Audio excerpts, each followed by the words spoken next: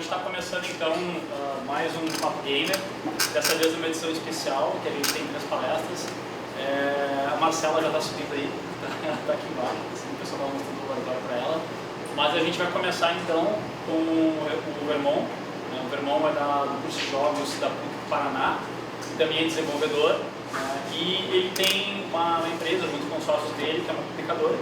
E esse é o tema principal da palestra de hoje, a gente vai falar um pouquinho. Eu não vou ficar falando muito porque eu conheço o Vermon ele é bem assim de falar, bem espontâneo, então não vai ter estresse nenhum, tá? Então com vocês, é que eu Vermon. Isso aí. Beleza, galera?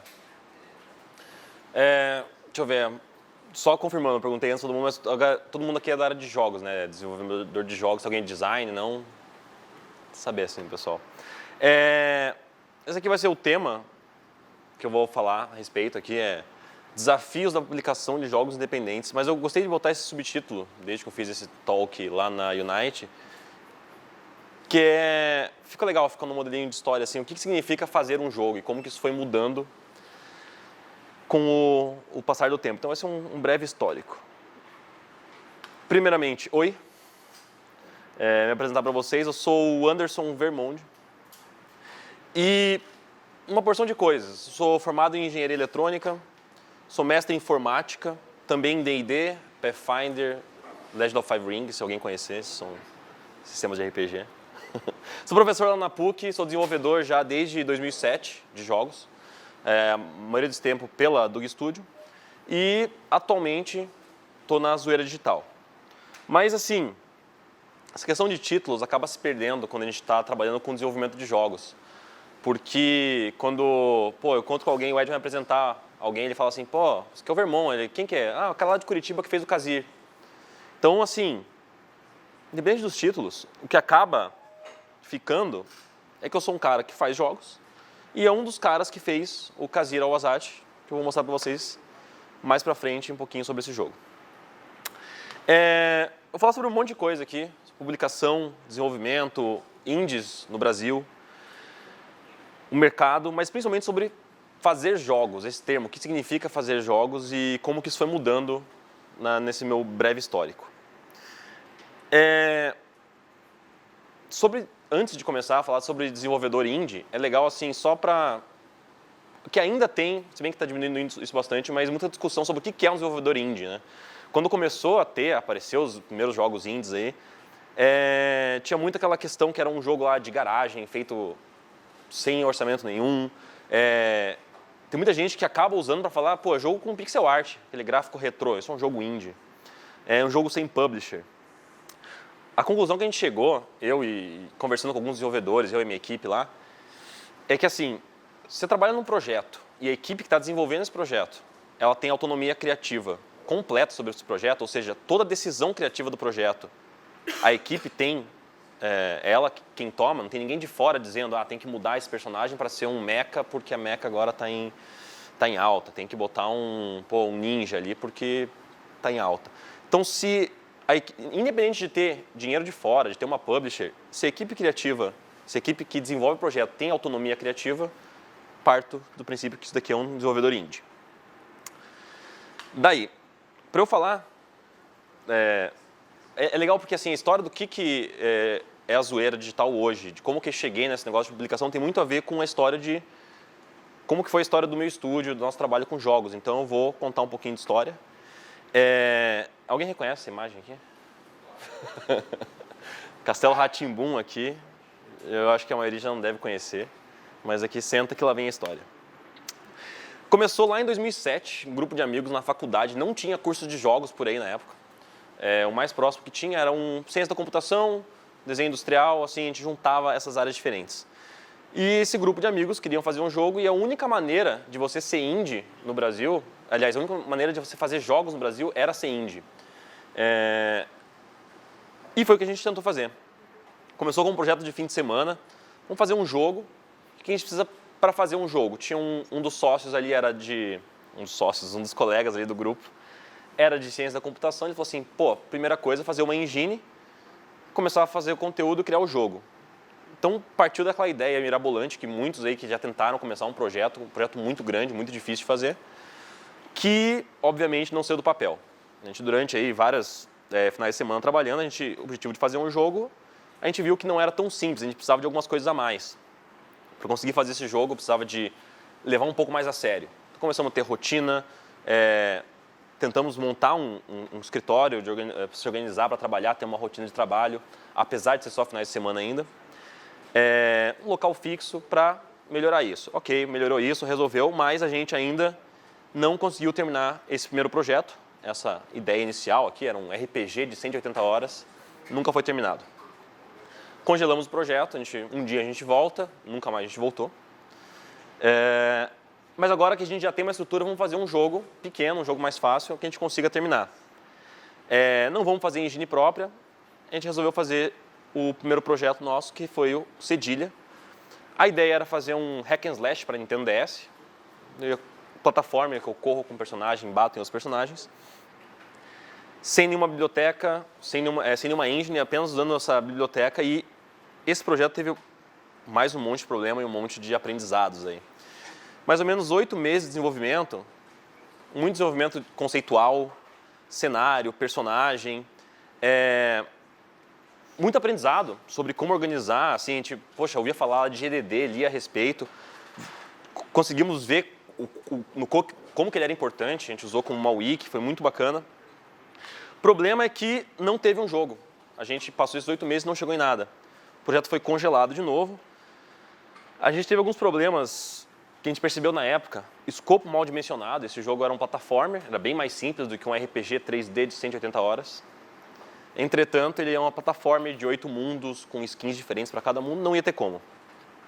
Falta de visão de mercado, isso é uma coisa bem pesada, porque a gente estava querendo fazer um jogo para Nintendo DS, e a gente não tinha noção nenhuma de como que a gente ia conseguir comercializar isso. Nem pensava na possibilidade de vender, não tinha condição. O jogo rodou no emulador, a gente conseguiu chegar nesse resultado que tem ali do lado, em uns 8 meses de trabalho, mas não deu certo. A gente falou assim, vamos reduzir de novo, procurar ferramentas melhores. Chegamos no Tzar, é um jogo de open-ended, que você joga com um personagem invisível, e é um jogo de stealth que a gente queria fazer, e na época, e assim, algumas coisas vão ser bem aliens para vocês, assim, porque hoje em dia está muito legal, a gente tem a Unity, a gente tem Game Maker, Construct, várias ferramentas boas. Não tinha tanto isso quando eu comecei a tentar trabalhar com jogos. Então esse jogo aqui, a gente foi trabalhar com XNA nele,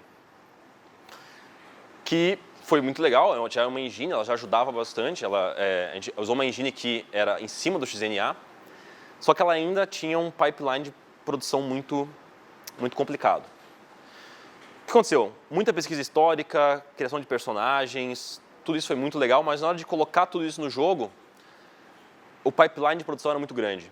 A gente tinha um programador na equipe e depois de mais ou menos uns 5 meses ali o projeto foi congelado de novo, porque colocar todo esse conteúdo dentro do jogo era muito difícil, não tinha ferramentas boas para isso. Daí, o que acontece? Nessa época aqui, a gente já estava ali em 2010, então a gente estava há 3 anos enquanto desenvolvedores de jogos, e a gente não tinha nunca terminado um jogo, nunca feito um jogo. Estava indo naquela primeira ideia, pô, quero fazer um jogo. Foi daí que as coisas começaram a mudar. Global Game Jam, vocês conhecem? Alguém não conhece Global Game Jam? Beleza.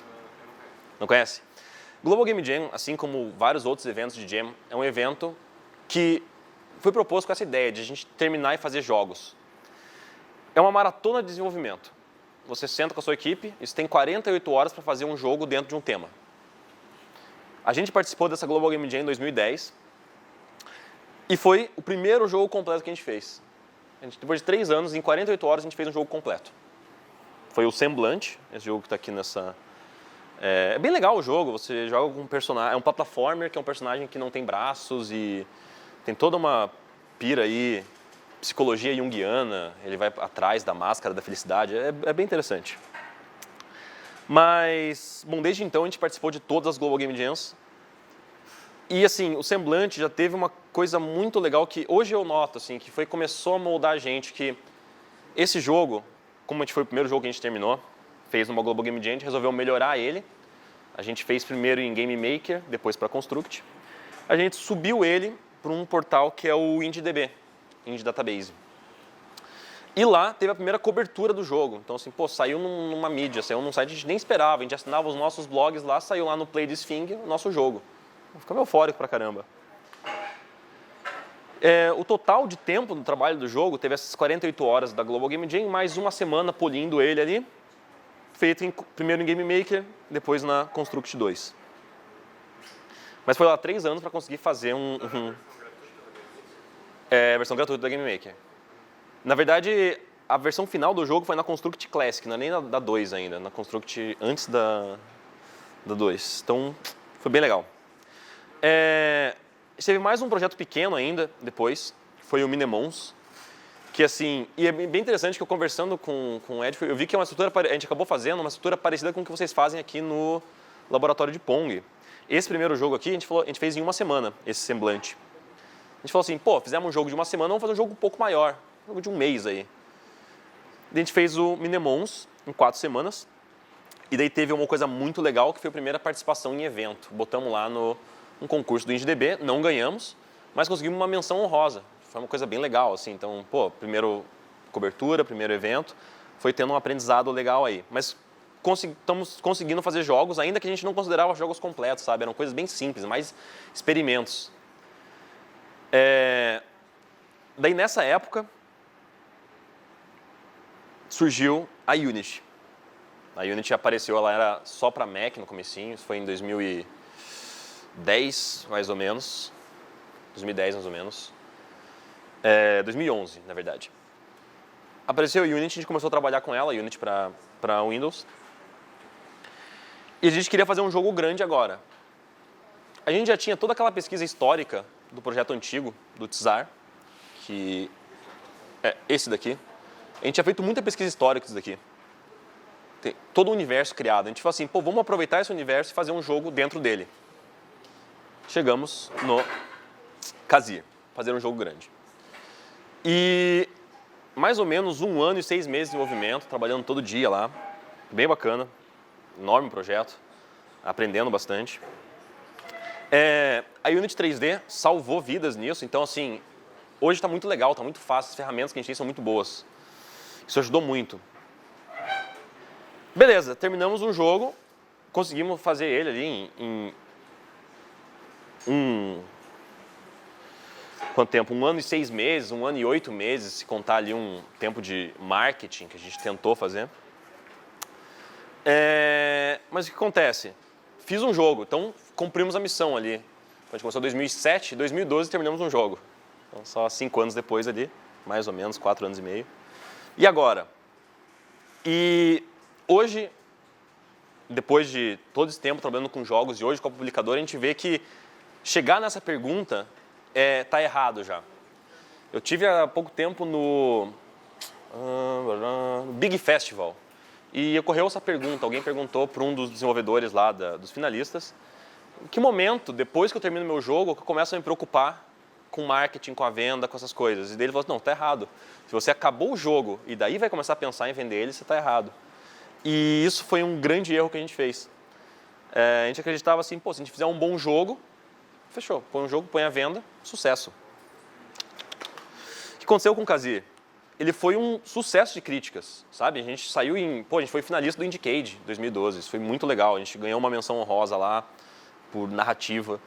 Vários reviews muito bons de blogs que a gente gostava muito na época. O Arena IG chegou a fazer uma menção lá deixa eu ver se está aqui, que era um dos melhores jogos brasileiros, assim, sabe? Foi muito legal. Mas foi um total fracasso de vendas. Ele não vendeu nada, vendeu assim, unidades full price, vendeu umas 100 unidades, mais ou menos. E isso foi um choque muito grande para todo mundo. E o estado que a gente chegou com o Kazir foi esse, sabe? Lá em 2012, hoje a gente não diz que a gente publicou, a gente colocou à venda o jogo. Porque a gente nunca fez uma campanha de marketing direito, a gente nem sabia fazer isso. Nunca fez o trailer que a gente fez foi reativo, precisava de um trailer para o festival, fizemos um trailer e colocamos online. E é legal que isso fez, não só eu, mas os outros, nós éramos em 6 na DUG inicialmente. Hoje a gente está, desses 6, 4 estão na Zoeira Digital. E a gente se pensar o que significava isso de fazer um jogo, que não é só, né, você pegar a engine, colocar os gráficos, programar, fazer um gameplay, não é só fazer o jogo, né, tem mais do que isso. Então, assim, fazer um jogo é mais do que só fazer ele, do que programar ele, né? Fazer, assim, acontecer um jogo. Hoje em dia, principalmente, com todas as mudanças recentes que tiveram aí, participar de comunidades, eventos, fóruns, site, redes sociais, greenlight, crowdfunding, toda essa parte de marketing, a parte de tratar como um produto, ela é essencial e tem que começar cedo no teu projeto. Tem que começar assim, preferencialmente na concepção dele.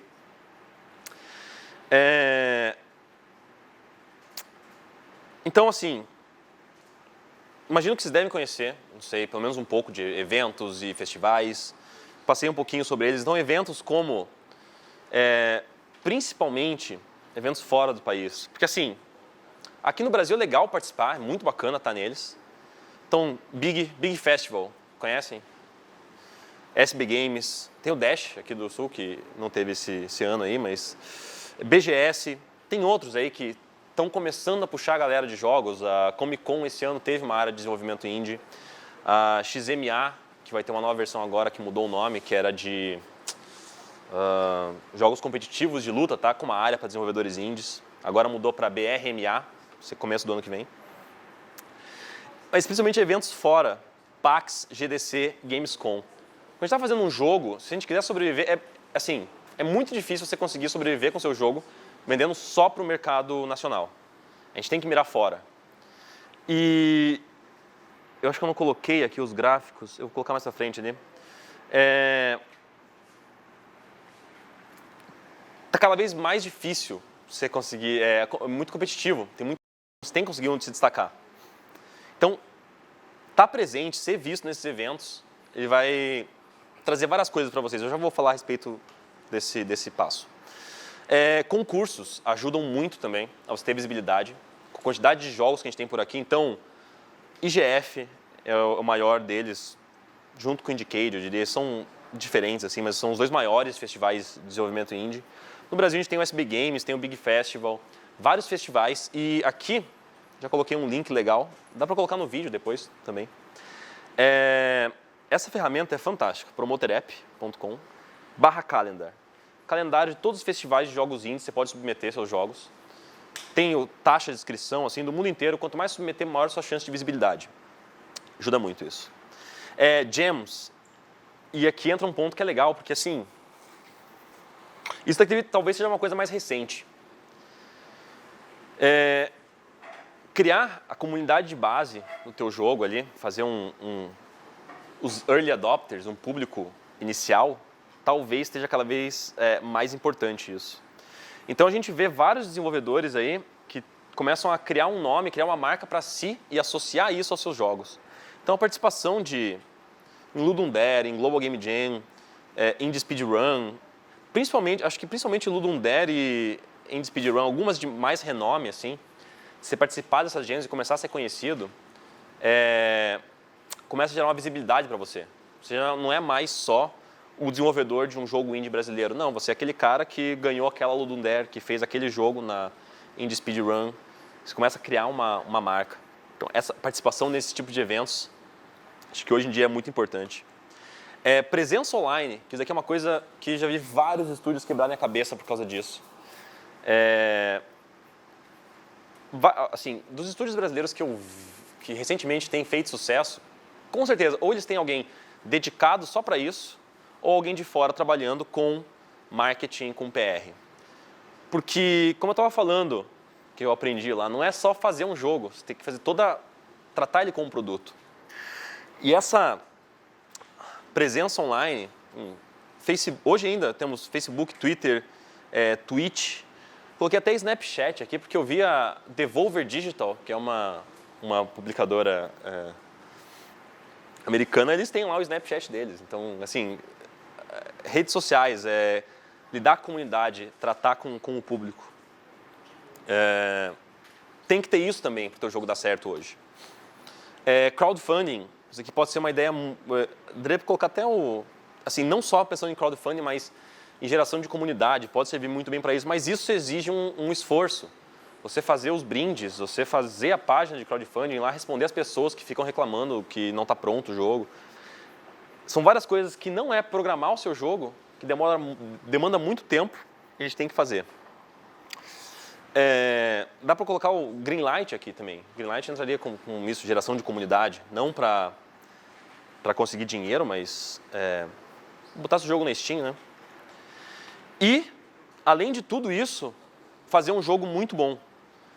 Como eu falei, esse gráfico aqui, se o pessoal acompanha, quem acompanha aí notícias, esse gráfico gerou bastante alarde aí na terceiro quarto do ano aí, a partir de agosto, não sei, ou metade do ano aí, daqueles artigos de Indie Apocalypse.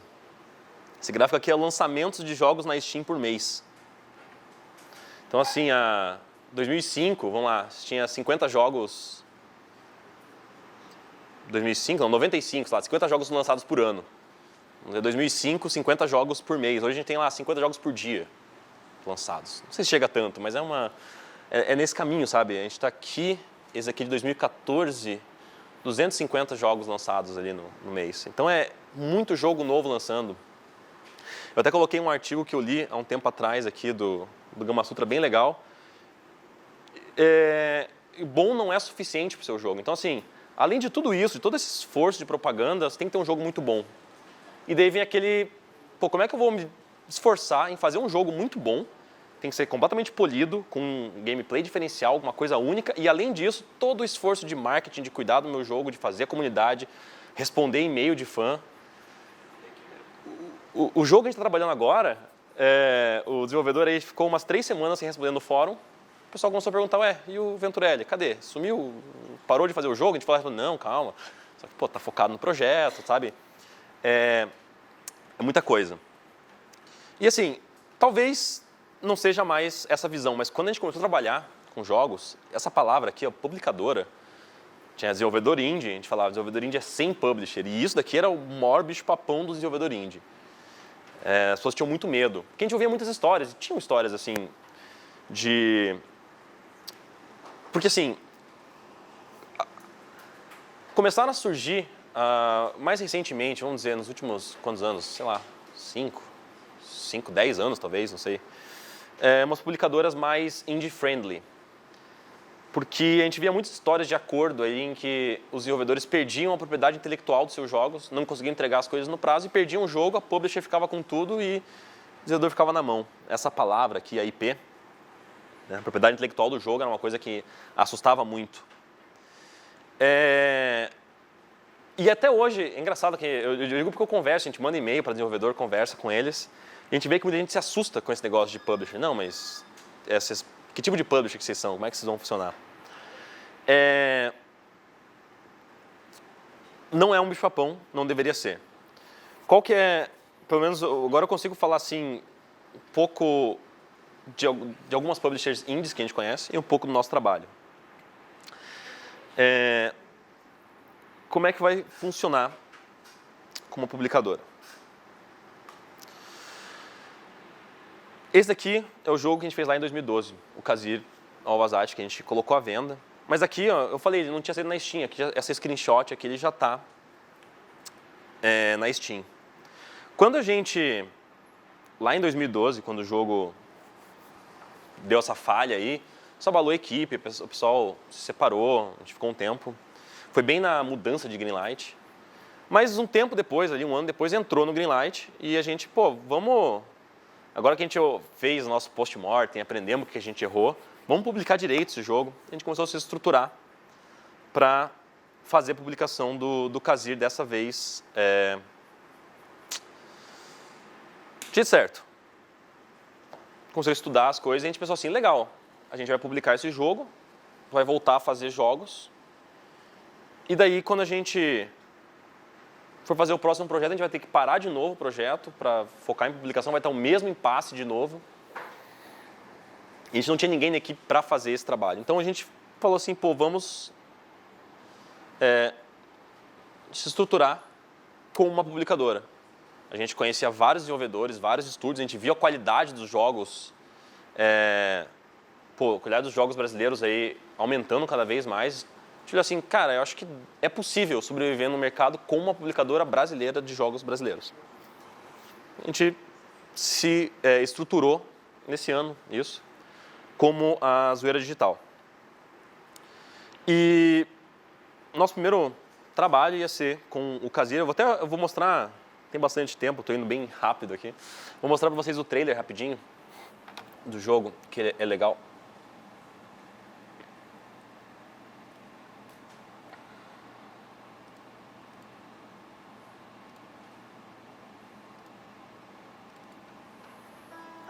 Esse daqui é o teaser mais recente que a gente fez do Kazir, que ele vai ser lançado agora, 19 de janeiro, então já aproveito, já faço um propaganda, um jabá do jogo aqui. Esse é o teaser mais recente que a gente fez, nessa nossa nova etapa de publicação. Então, falando só rapidinho sobre nessa nova etapa de publicação, a gente está focando só nisso. Então, a gente está cuidando de newsletter, cuidando de acompanhamento de comunidade, respondendo perguntas de fãs, de pessoas interessadas, cuidando do contato com jornalistas muito mais. Então, esse, para quem não conhece o jogo, o teaser dele aqui.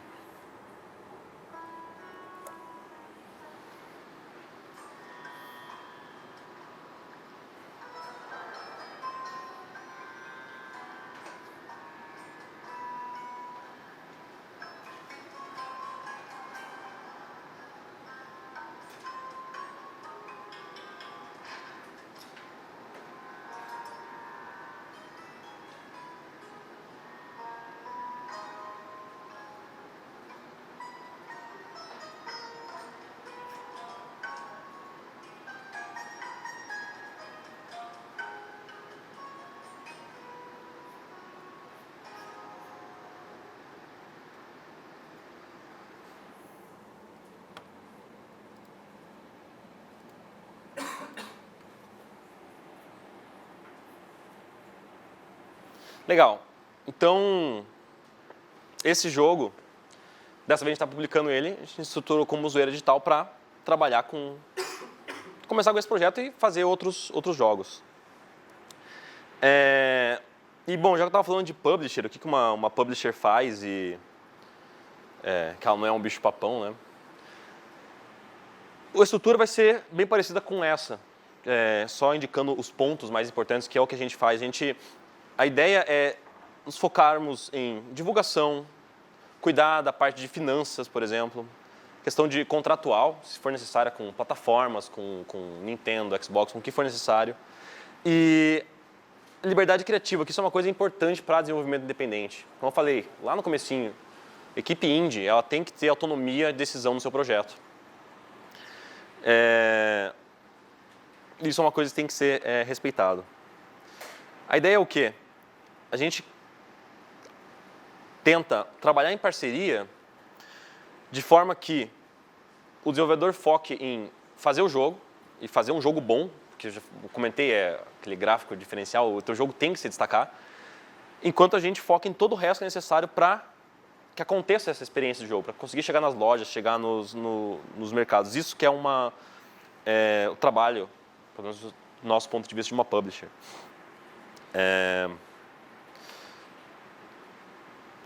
Até agora a gente está com... não sei se alguém conhece o Relic Hunters Zero. A gente fez trabalhou com ele agora, a gente fez a publicação dele. Então a gente cuidou basicamente de fazer a comunidade, fazer o fórum, fazer o site, falar com jornalistas, fazer todo esse cuidado de divulgação do jogo, enquanto os desenvolvedores focavam em fazer o jogo apenas. Fazer a mesma coisa com o Kazir. E já que eu estou falando ali de coisas boas e coisas ruins, porque assim, eu mostrei ali uma coisa difícil de fazer a publicação, um dos grandes desafios é você conseguir se focar em publicação. Se tiver a oportunidade de colocar alguém de marketing na sua equipe, alguém de PR para cuidar disso, esse é um grande diferencial, sabe? Para o seu jogo ser visto, ser lembrado e ser comentado a respeito. Mas assim, coisas boas que eu sinto trabalhando com uma publicadora aqui no Brasil são legais a proximidade dos estúdios. Então assim, a comunidade de desenvolvimento de jogos é de pessoas muito apaixonadas. O pessoal se ajuda muito, todo mundo. Isso é uma coisa que ajuda bastante. No ponto de... como já trabalhei com jogos, já desenvolvi, a gente viu junto esse mercado crescer, esse conhecimento de mercado ajuda. E parcerias com esses novos, com esses estúdios que existem já. Então, assim, tem pessoas tentando fazer a publicação dos seus jogos já há algum tempo. A gente consegue essa troca de informação muito, uma facilidade. Isso é legal. E uma das grandes vantagens que tem aqui é de ser um mercado novo no Brasil. A gente está começando agora, então tem muita demanda, tem muita gente querendo trabalhar com isso. É bem interessante. Mas, assim, não só enquanto sendo uma publicadora, mas para qualquer um. Como eu falei, é interessante você trabalhar com uma publicadora, mas não é necessário. Você pode, se você conseguir colocar alguém na sua equipe, conseguir focar, deixar uma pessoa, um grupo de pessoas focado na publicação, fazer isso internamente, é possível. Mas é bom tomar muito cuidado, porque muita gente cai nesse problema. Você para o desenvolvimento para focar em divulgação, daí você para a divulgação para focar em desenvolvimento e vai arrastando as duas coisas. Eu tive aí em eventos, tive no Brasil Game Show, no SB Games, todos os eventos, e a galera que a gente conversava acontecia geralmente isso. Eu perguntava, tá, mas quem que é aqui? Vocês são o quê? Ah, a gente é a equipe inteira aqui. E o jogo? Não, o jogo está parado agora, vamos ficar essa semana parado até o evento acabar. Então, perde o ritmo. E daí a gente tem coisas mais complicadas de tanto de ser desenvolvedor de jogos no Brasil, quanto de ser uma publicadora no Brasil. Primeira coisa é a distância. Distância geográfica mesmo. A gente está muito longe dos eventos mais relevantes. Então, os jogos indies que vocês vão ouvir ser falados aí é o pessoal que foi lá na PAX, no Indie Mega Booth. Conhecem PAX, Indie Mega Booth? É o pessoal que foi na GDC, na Gamescom. Essa distância é um problema para networking overseas. Contato com a imprensa internacional. Apesar disso, está mudando, ainda está meio nebuloso como que está acontecendo a divulgação de jogos. O Undertale, o pessoal conhece? Ele começou a ter divulgação depois de estava fazendo sucesso, viralizado bastante. Eu botei essa imagem aqui, que é um negócio interessante, que assim, o que acontece quando você tenta fazer divulgação do seu jogo brasileiro aqui, manda lá para um IGN, manda lá para um Rock Paper Shotgun, para um, sei lá, Destructoid. Como tem essa quantidade enorme de jogos sendo feitos e publicados, todo mundo está querendo seu press release e mandando para esses sites. O jornalista lá, o editor, vai abrir o e-mail dele, vai ter lá 150 e-mails novos num dia com lançamentos de jogos. Eu vou olhar ali na minha lista e vou ver assim, pô, pessoas que eu conheço aqui da minha região. A gente já, enquanto brasileiro, já cai fora aí. Pessoas que eu vi num evento, que eu estava lá na feira, reconheci o nome do jogo, vou dar uma olhada. Depois, jogos que eu já ouvi falar, que alguém comentou, porque estava no meu círculo. Por último, na lista vai estar um jogo brasileiro que não foi visto. Então, assim, é muito difícil você conseguir essa cobertura internacional só com um contato direto, estando longe desses mercados. Isso é uma dificuldade. Por isso que, às vezes, talvez aquelas questões de participação em eventos, ganhar premiação em eventos, é uma coisa que vai te dar um destaque. E, claro, custo, ainda mais com o dólar aí, R$4, isso é uma coisa bem complicada. Então, por exemplo, a GDC, que é onde você vai conseguir a maior quantidade de contatos, aí, uma maior feira de games, de desenvolvedores, onde tem o IGF junto. O pacote total a gente está com $2.000, mais viagem, estadia, sabe? Fica um preço salgado por mesmo com um estúdio desenvolvendo jogos ali, mandar alguém da equipe fica algo custoso. Nesse ponto que uma publicadora pode ajudar, sabe? Então, assim, fazer a sua publicação... não, assim, a gente está trabalhando com publicação aqui no Brasil, que a gente é próximo, mas existem publicadoras abertas a trabalhar com jogos brasileiros, sabe? Com acordos diferentes, a gente vê alguns jogos sendo lançados através de publicadoras. A partir do momento que você tem um portfólio, tem jogos feitos, isso pode te ajudar muito a colocar os seus jogos no mapa. O objetivo nosso aí com a Zoeira Digital é ser capaz de publicar os melhores jogos brasileiros, ajudar a colocar o Brasil no mapa e fazer esses jogos acontecerem.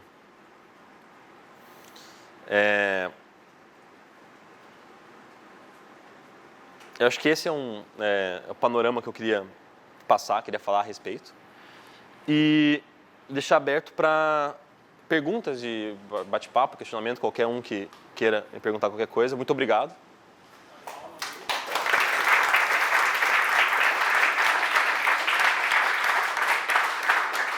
Qualquer dúvida, pode mandar um e-mail, pode perguntar, pode falar. Tem 20 perguntas aí, vou fazer umas 5. Na verdade, o Anderson só vai ficar aí Yep. até de noite, até tarde, então vocês podem conversar com ele. Mas se quiserem fazer uma pergunta mais direta agora, normal, assim, pode fazer agora. No momento que você, a tua equipe estava fabricando o jogo e ao mesmo tempo criando marketing para ele nessa função toda, como vocês dividiram isso? A gente mudou a estrutura da equipe umas 3 vezes. A gente dividia primeiro em programador, game designer, artista, roteirista. Daí a gente mudou para núcleos, daí a gente criou alguns cargos. Então a gente tinha um cargo de gerente de projeto, que era acumulado tanto pelo... Ele era programador e gerente de projeto. A gente tinha um diretor criativo, que era diretor criativo e, não sei, artista, sabe? Juntava esses cargos. Só que daí começou a acontecer um problema, porque o gerente de projeto estava focando em olhar as planilhas de Scrum, olhar as datas de entrega, acompanhar o andamento do projeto. Quando ele fazia isso, não estava trabalhando no game design do jogo. Então a gente fez tentando equilibrar as duas coisas ao mesmo tempo. E não dava certo, porque assim, chegava perto de um concurso do IGF, tipo, tem que fechar a build, para de fazer marketing, daí o nosso blog ficava morto, que tinha um post semanal, o dev blog, ficava um mês ali sem postar nada, e fechava a build e mandava. Daí a gente, agora a gente tem que voltar a fazer propaganda. E deixava a build um pouco de lado e começava... Então a gente tentou fazer ao mesmo tempo. E daí que a gente viu que é muito difícil isso. Então a gente realmente tentou, acumular cargos. Essa foi a solução que a gente tentou fazer. E era quantos aqui? 6. Como publisher, como é que vocês imaginam trabalhar considerando a questão financeira? Como é que é o tipo de acordo entre o publisher e o desenvolvedor?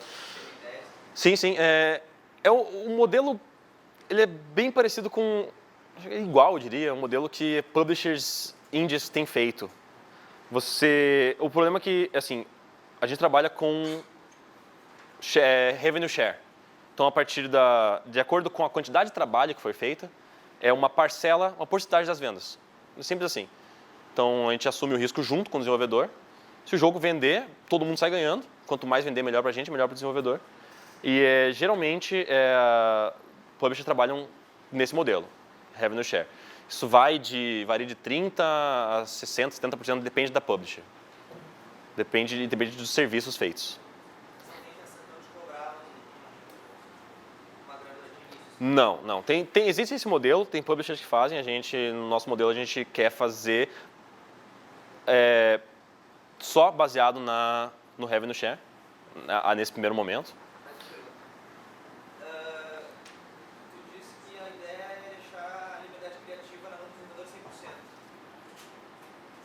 Como é que tu pretende determinar qual produto é válido para a digital ou não? Não, a gente tem guidelines. A gente, assim, na hora de decidir o cliente, a gente faz uma pesquisa, faz um levantamento, joga a build do jogo, faz uma avaliação. Porque justamente eu falei, como não tem um valor inicial que é cobrado, a gente divide o risco. Então a gente tem que saber, para a gente estimar, a gente arrisca, ok, esse jogo vai vender. Botamos fé. Vale a pena passar naquele projeto? Exato. Tem, inclusive, publishers que, quando já estão com uma base bem saudável, rotatividade boa de dinheiro, a gente consegue até aplicar um dinheiro upfront, sabe? Financiar o começo do projeto e depois tirar uma parcela nas vendas. Obrigado. O negócio de financeiro agora é que não é de graça, né? Sim. Vocês estão ganhando algum dinheiro com isso? Não. O Relic Hunters tem 2 motivos que foram muito bons para a gente trabalhar com ele. Porque é uma maneira muito bom de se colocar no mercado, de começar a criar um portfólio, começar a criar uma comunidade, e isso tem dado muito certo. O jogo está com Hoje está com 550 mil jogadores na Steam, então muita gente, está bem legal. E isso está criando uma comunidade. Então, um próximo jogo nessa mesma IP do Relic Hunters, ele já tem um público cativo.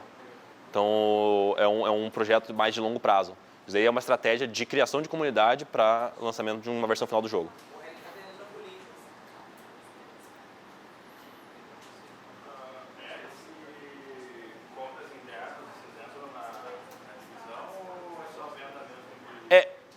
Então, se a gente for trabalhar, porque no momento a gente está trabalhando só com jogos, os projetos que a gente está negociando e fechados são para venda direta. A gente não chegou ainda num cliente que está com ads e in-app purchase.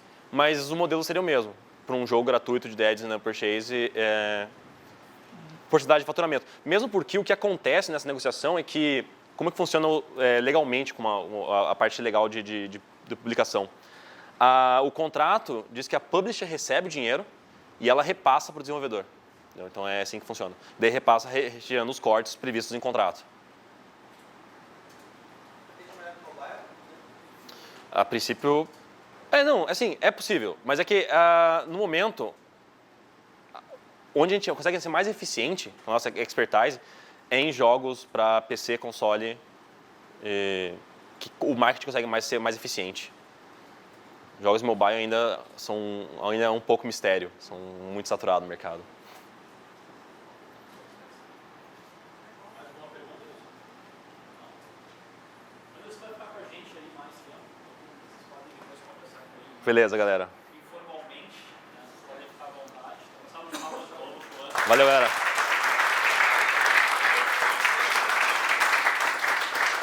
Se precisar, pode mandar um e-mail, fico feliz em responder sempre.